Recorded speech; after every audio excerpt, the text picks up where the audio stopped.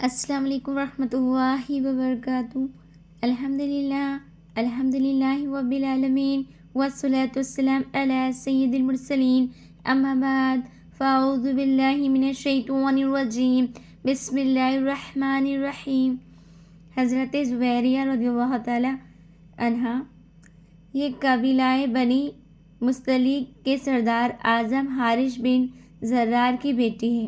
غزوہ مریسیہ میں ان کا سارا قبیلہ گرفتار ہو کر مسلمان کے ہاتھوں میں قیدی بن چکا تھا،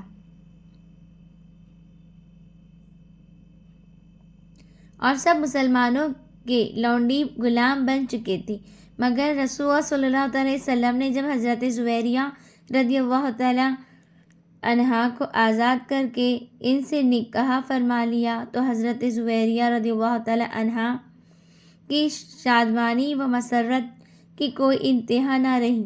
جب اسلامی لشکر میں یہ خبر پھیلی کہ رسول اللہ صلی اللہ علیہ وسلم نے حضرت زبیریہ رضی اللہ تعالی عنہا سے نکاح فرما لیا تو تمام مجاہدین اسلام ایک زبان ہو کر کہنے لگے کہ جس خاندان میں ہمارے رسول نے نکاح فرما لیا، اس خاندان کا کوئی فرد لونڈی غلام نہیں رہ سکتا۔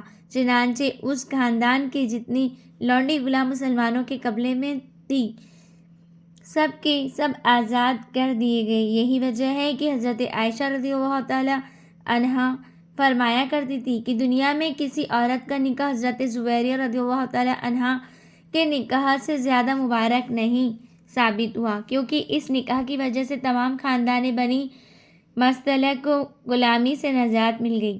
حضرت زبیریہ رضی اللہ تعالی عنہا کا بیان ہے کہ حضور اقدس صلی اللہ علیہ وسلم کے میرے قبیلے میں آنے سے پہلے میں نے یہ خواب دیکھا تھا کہ مدینے کی جانب سے ایک چاند چلتا ہوا آیا اور میری گود میں گر پڑا ہے۔ میں نے خواب کا ذکر کیا، لیکن جب حضور کریم صلی اللہ علیہ وسلم نے مجھ سے نکاح فرما لیا تو میں نے سمجھ لیا کہ یہ میرے اس خواب کی تعبیر ہے۔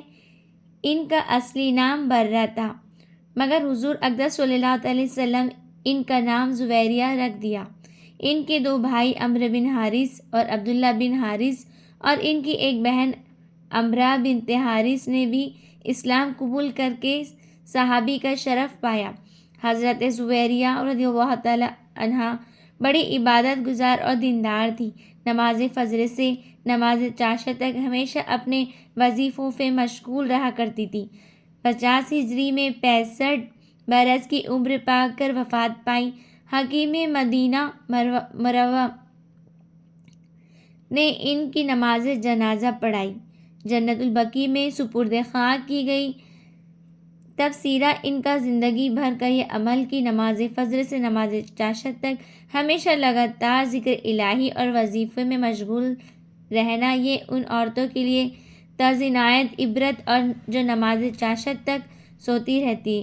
اللہ اکبر! یعنی نبی کریم صلی اللہ علیہ وسلم کی بیویوں کو اتنی عبادت گزار اور دیندار، اور امتیوں کا یہ حال زار کا، نوافل کا تو پوچھنا ہی کیا ہے، فرائض سے بھی بیزار، بلکہ الٹے دن رات طرح طرح کے گناہوں کے آزار میں گرفتار ہے۔ الہی سب کو نیک توفیق سے مالا مال عطا فرما۔